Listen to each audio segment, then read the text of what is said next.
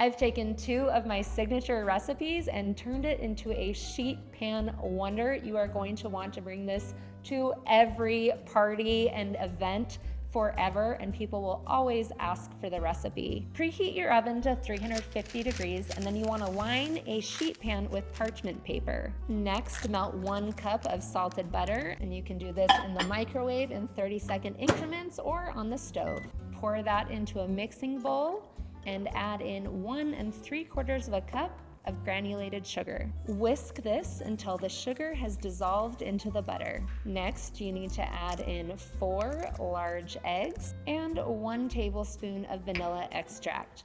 Whisk that in with the sugar until combined. Then you'll need 3/4 cup of chocolate chips, and I have it in a liquid measuring glass because we're gonna melt this in the microwave too. We'll pour this in with our butter mixture. We'll whisk that in, add in even more chocolate with 1/2 cup of unsweetened cocoa powder, then finish the brownie batter with 1 cup of all-purpose flour and 1 teaspoon of salt. Switch to a rubber spatula and stir this in until all of the white specks disappear and this is well combined. Pour this into your prepared 18 by 13 inch sheet pan, and be sure to spread it all the way to the edges and the corners so you get an even layer.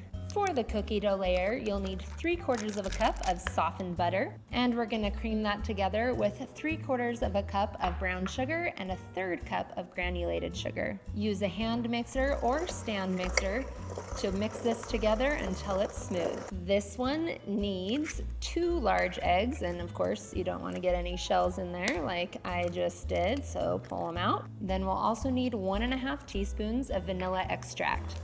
Mix this in until it's smooth. Next, sprinkle on 1/2 teaspoon each of baking soda and salt. I like to give those just a quick mix. You'll need about 2 1/4 cups of flour. This will be a drier dough. We need our chocolate chips. You'll need about 1.5 cups.